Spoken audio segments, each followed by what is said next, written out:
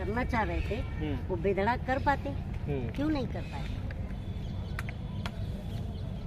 अगर गिल्टी ना होते तो वहाँ पर ये खामोश नहीं हो पाते ना उस सवाल पर, स्मृति जी को घेर लेते, और घेर नहीं पाए। तो इसका मतलब साफ है कि आपने जो गलती करी थी उस गलती पर आपने खामोश रहने का मतलब आपको ये मिल गया ना, नौकरी बचती उनकी। फिर आगे तुम बकचोदी करने के लिए, मैं नौकरी की बात ही नहीं कर रहा भाई। मेरा एक ही बात है कि जनता को जागरूक होना चाहिए।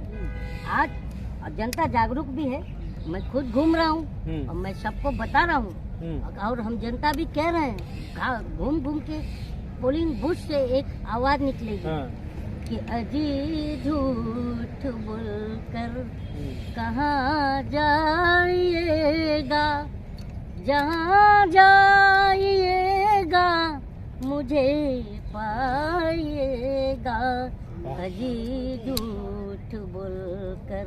और जनता वोट 24 में हर पोलिंग बूथ से कह रही है कि चौराहे पर एक बार आ जाओ तो जाने, अच्छे दिन हमारे ले आओ तो जाने, 2 करोड़ रोजगार दिलाओ तो जाने, न दंगा फसाद कराओ तो जाने, अजी लाख जुमला में छुप जाएगा, अग्निवीर बनाकर न बच पाएगा, अजी झूठ बोलकर कहाँ जाइएगा।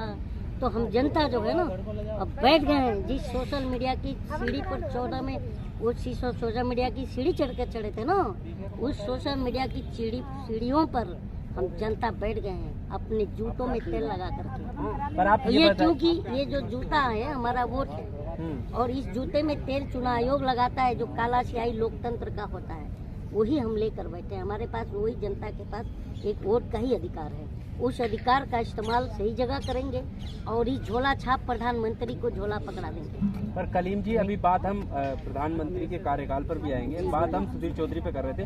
आप जो स्मृति ईरानी ने उन्हें जवाब दिया है, जो जवाब दिया है, आप सही मानते हैं उस जवाब को? बिल्कुल। आप किसके साइड हैं, ये मैं पूछना चाहता हूँ। मैं साइड जनता, मैं जनता हूँ। जनता को क्या लगता है कि पत्रकार को जो जवाब दिया वो सही था या पत्रकार का सवाल सही था, ये आप बताइए।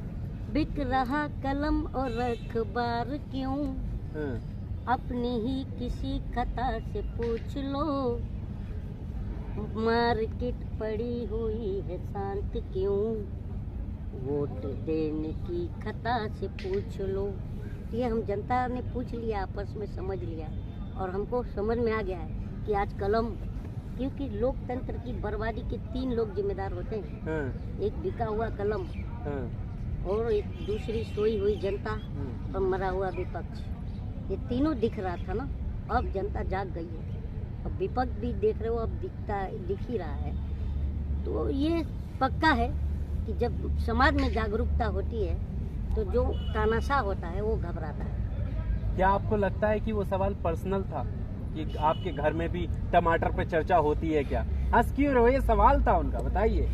देखिए, हम एक बात, हमको हंसी इस बात की आ रही है कि जो जिस बहन जी की आप बात कर रहे हैं, हम तो भाभी कहते हैं, आप बहन जी कहती हैं, स्मृति ईरानी जी, क्योंकि वो बॉम्बे से आते हैं, जुबिन ईरानी बॉम्बे से आते हैं, और मैं भी बॉम्बे से हूँ, तो हमारे तो भाई हो गए ना। अच्छा। तो इस हिसाब से हम कह लेते हैं। लेकिन एक बात सिंपल सी है कि ईरानी जी को भी पता चल गया है, देखिए, और पत्रकारों को भी पता चल गया है कि पत्रकार अगर गलत ना होता तो उसको एक जो है, जिस स्मृति ईरानी तो सवालों पर घिर गई थी। टमाटर अगर 200 रुपया बिक रहा है तो ये हम जनता को प्रॉब्लम है, और जब 414 में गैस मिल रहा था तो वो आपको प्रॉब्लम था, तो हम जनता समझ गए ना। एक सवाल बनता है कि स्मृति ईरानी टमाटर पर सवाल पूछने पर तमतमा गई, क्योंकि खुद एक टमाटर बन गई है। क्यों? आप 14 में क्या थे आप जानते ही हैं। क्या टमाटर बन गए? महिला के लिए आप व्यक्तिगत ऐसी क्या? भाषा बोलेंगे? व्यक्तिगत नहीं कह रहा हूँ मैं, टमाटर की देखिए मैं 414 रुपए से और सिलेंडर का 1100 1150 का सफर बता रहा हूँ, और टमाटर की महंगाई का बता रहा हूँ मैं, क्वालिटी बता रहा हूँ। और अब टमाटर उनके- मीन्स देखिए लाल लाल होता है, हाँ। मैडम भी लाल लाल हो गई है। नहीं तो पहले धूल मिट्टी से सड़कों पर सिलेंडर लेके बैठती थी तो धूल मिट्टी लगता था, अब कहाँ लग रहा है? मेरा कहना ये अब तो नहीं दिख रहा है उनको, सिलेंडर नहीं दिख रहा, महंगाई नहीं दिख रही, दाल नहीं दिख रहा, आटा नहीं तो ये आलू प्याज टमाटर का माला पहन के सड़कों पर बैठते थे। क्या आप मानते हैं कि सुधीर चौधरी तिहाड़ी माना जाता है कि कहीं तिहाड़ी माना क्यों जाता है जाता यार? है ठीक है, क्या बात कर रहे है, हैं? लेकिन क्या माने वो कहीं का नहीं रहे, न घर का न घाट का। तो वो धोबी का क्या होता है आगे नहीं बोलूंगा, जनता समझ जाएगी। वो धोबी का हो गया। आपको लगता है कि अब इनके कुछ समझ आएगी चीजें? क्योंकि बहुत सारे लोग ये कमेंट कर रहे हैं कि अब इन्हें समझ जाना चाहिए कि पत्रकार की भूमिका में रहेंगे तो ज्यादा बेहतर रहेगा बजाय सत्ता पक्ष के। लेकिन एक बात बताइए सर, पत्रकार की भूमिका में ये रहेंगे कैसे कि 9 साल से तलवे चाट लिए हैं ये लोग, जबान छिल गई है, घिस गई है, तो ये कैसे पत्रकार की भूमिका में रहेंगे ये बताइए? नहीं लगता अब आपको? आप नहीं, मुझे तो नहीं लगता। देखिए मैं एक सिंपल सी बात कह रहा हूँ, हम जनता किसकी तरफ ज्यादातर जो है, हम जनता किसकी तरफ जो है इंसाफ की देख रहे हैं? आप ही लोग की तरफ, कि हमारी आवाज आप उठाओगे। उसका एग्जाम्पल है ज्योति मौर्य का पति आलोक मौर्य, जो बार बार कहता था कि मैं तो मीडिया में इंसाफ मांगने आ रहा हूँ, मैं मीडिया में इंसाफ मांगने आ रहा हूँ, और आप लोग कवर भी करते थे। तो इंसाफ हमारा जो जनता का ये लगता था कि ये मीडिया जो है हमारी बात जो है सत्ता को पहुंचाएगी, प्रशासन को पहुंचाती है, लेकिन आज जो है खुद मीडिया ही हमारा सुपारी ले रहा है। तो बताइए कि जब मुंसिफ ही कातिल है तो हम जाए कहाँ? मोदी जी कहते सबका साथ सबका विकास, सबके साथ इंसाफ। वो सिर्फ अडानी का साथ दे रहे हैं और जनता का विनाश कर रहे हैं, और उसी को सबका साथ और सबका विकास बताते हैं। अडानी का नाम लेने से देखो संसद जो है कार्य जो प्रणाली है, जो लोकतांत्रिक जिसमें खर्चा होता है जनता का, उसको इन्होंने ठप कर दिया था। अडानी के नाम पर जो है राहुल गांधी की सदस्यता ले लिया था। और ये बताइए कि यही जो रमाशंकर कठारिया है ना, जिनका अभी 2 साल का सजा हुआ है, आप पत्रकार बंधु अभी जो है बात को छुपा रहे हैं, अभी तक बताइए उनकी सदस्यता गई कि नहीं? मैं आप लोग से सवाल कर रहा हूँ, गई क्या? क्यों नहीं गई? 2 साल की सजा उसको भी हुई है ना, जानी चाहिए कि नहीं? तो ये इंसाफ हमारे देश में 2 तरह का है, समझे कि नहीं? जो मोदी जी कहते हैं भाइयों बहनों मैं किसी को नहीं छोड़ूंगा, और सबको पकड़ छोड़ूंगा, मतलब ये है कि बीजेपी में ले आऊंगा पकड़ के, किसी को नहीं छोड़ूंगा। अभी देखिए शरद पवार को भी ले आने की कोशिश हो रही है, उनके करीबियों पर ईडी की कार्रवाई चल रही है, होनी चाहिए। तो कहीं ना कहीं तो अब मुझे भी लग रहा है कि बार बार शरद पवार कभी इधर कभी उधर कभी मंच पर जा रहे हैं, क्या बात है? अब जनता भी हम पूछेंगे, पूछना तो हमारा राइट है।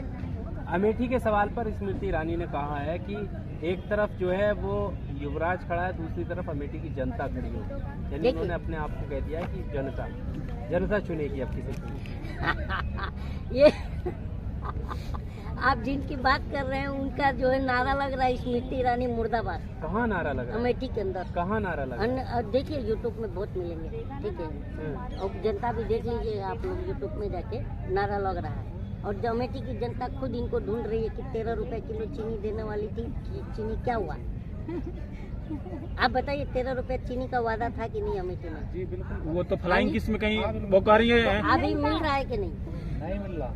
तो ये तो जनता पूछेगी ना उनसे। सर वो तो संसद भवन में कहती हैं कि फ्लाइंग किस किया गया मेरे साथ, फ्लाइंग किस हुआ? अरे यार वो ये दिखाना चाहती हैं कि 142 करोड़ 87 लाख में एक वही अबला नारी है जिनको फ्लाइंग किस के माध्यम से उनकी इज्जत लूट गई, ये दिखाना चाह रहे हैं, यही बताना चाह रहे हैं। ये बताइए मणिपुर के अंदर जो औरतों का जो निर्वस्त्र करके न्यूड परेड कराया गया था, उस पर एक लफ्ज नहीं बोल रही हैं। ये फ्लाइंग किस पर बार बार बोल रही हैं, फ्लाइंग किस।